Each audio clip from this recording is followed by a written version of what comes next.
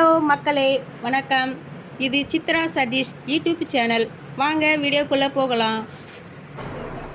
இப்போ நான் என்ன குழம்பு வைக்க போகிறேன்னு சொன்னால், மொச்சக்கொட்டை கருவாட்டு குழம்பு வைக்க போகிறேன். அதுக்கான புளி 50 கிராம் புளி எடுத்து ஊற வச்சு இதை கரைச்சி நல்லா 3 வாட்டி வடிகட்டி வச்சுருக்கிறேன். இப்போ அதில் சேர்க்க வேண்டிய பொருளில் என்னென்ன பொருள்னு சொன்னால், 2 தக்காளி பழம் கட் பண்ணி போடுறேன் கரைக்கிறதுக்கு.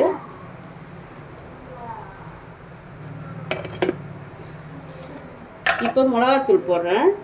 ஒரு 5 டீஸ்பூன் மிளகாத்தூள், நம்ம காரத்துக்கு ஏற்ற மாதிரி நம்ம போட்டுக்கலாம்.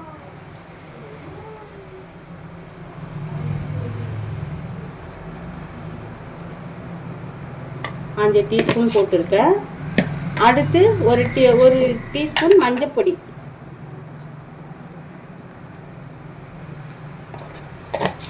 அடுத்து உப்பு, நமக்கு தேவையான அளவு குழம்பு கூட்டுறதுக்கு தேவையான அளவுக்கு உப்பு எடுத்துக்கிறேன்.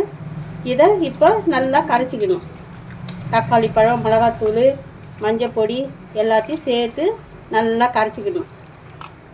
அந்த கருவாட்டு குழம்பு தாளிக்கிறதுக்கு எல்லாம் ரெடி பண்ணி வச்சுருக்கோம். அதுக்கு என்னென்ன பொருள் தேவை, என்னென்ன ரெடி பண்ணி வச்சுருக்கேன்றதை உங்கள்கிட்ட நான் சொல்கிறேன். நீங்களும் அதே மாதிரியே செய்யுங்க. 2 பெரிய வெங்காயம் எடுத்து கட் பண்ணி வச்சுருக்கிறேன். 4 பச்சை மிளகாய் கீறி வச்சுக்கிறேன். 10 பல் பூண்டு நசுக்கி வச்சுக்கிறேன். கருவேப்பிலை கொத்தமல்லி கிள்ளி வச்சுக்கிறேன். 2 தக்காளி பெரிய பழமாக அரிஞ்சு வச்சுருக்கிறேன். அது மொச்சக்கொட்டை, முருங்கைக்காய், உருளைக்கிழங்கு, காய், மொதகண்ட கருவாடு ரொம்ப நல்லா இருக்குங்க டேஸ்ட்டாக. நீங்களும் இதே மாதிரியே ட்ரை பண்ணுங்கள் உங்கள் வீட்டில். இந்த குழம்பு எப்படி தாளிக்க போகிறோன்றதை உங்கள்கிட்ட நான் காட்டுறேன். நீங்கள் இதே போல ஃபாலோ பண்ணிக்கோங்க. கடலை எண்ணெய் விட்டுக்கலாம். 1 டீஸ்பூன் கடுகு நல்லா பொரியட்டுங்க.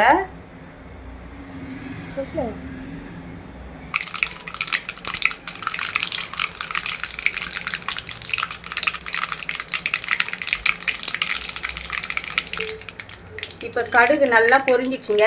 இப்போ 2 வெங்காயத்தை சேர்த்துக்கலாம்.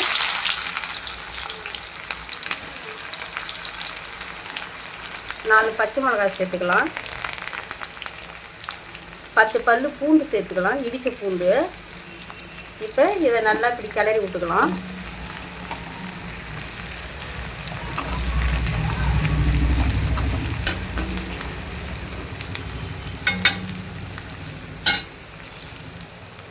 கருவேப்பிலை கொத்தமல்லி சேர்த்துக்கலாங்க.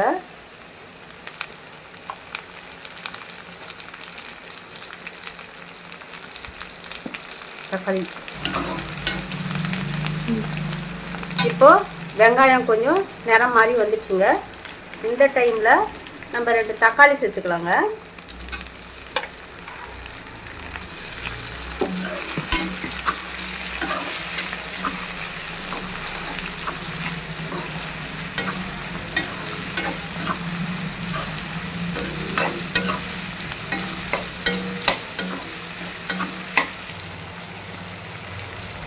இப்போது வெங்காயம், தக்காளி எல்லாம், பச்சை மிளகாய், பூண்டு எல்லாம் வதங்கிடுச்சு. வதங்கின உடனே 1 டீஸ்பூன் வடகம், கொஞ்சமாக வடகம் போட்டு நல்லா வதக்கிக்கலாங்க. முன்னாடியே வடகம் போட்டால் தீஞ்சிடும், டேஸ்ட்டு கொடுக்காது குழம்பு. அதனால் வெங்காயம், தக்காளி எல்லாம் வதங்கின பிறகு தான் நம்ம வடகம் போடணும். வெங்காயம், தக்காளி எல்லாம் நல்லா வதங்கிடுச்சு. வடகம் எல்லாம் நல்லா சேர்ந்து வதங்கிடுச்சு.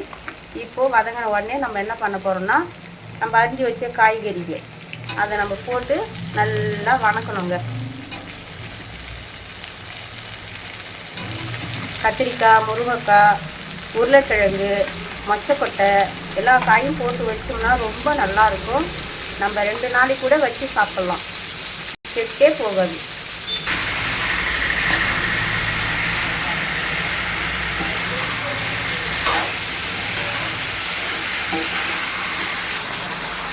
காய்கறி நல்லா கொஞ்சம் நடு பதத்துக்கு வதங்கி வந்துக்குதுங்க.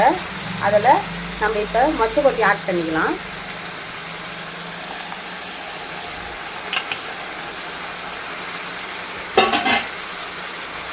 நான் ஒரு 100 கிராம் மொச்சக்கொட்டை எடுத்துக்கிறதுங்க.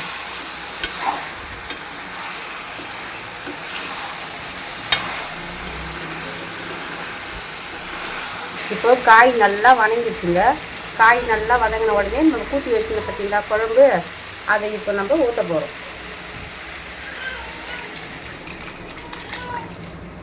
அவ்வளோதாங்க.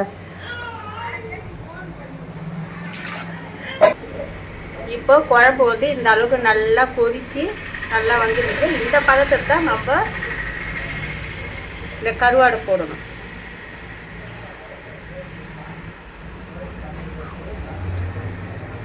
இது கருவாடு வந்து நல்லா 3 வாட்டி நல்லா தண்ணியில் நல்லா அலசி முள்ளெல்லாம் ஆஞ்சி தாங்க போடுறேன். முள்ளோடு போட்டோம்னா காயெல்லாம் போய் பெசரிக்கும், சாப்பிடும்போது தொண்டையில் குத்தும்.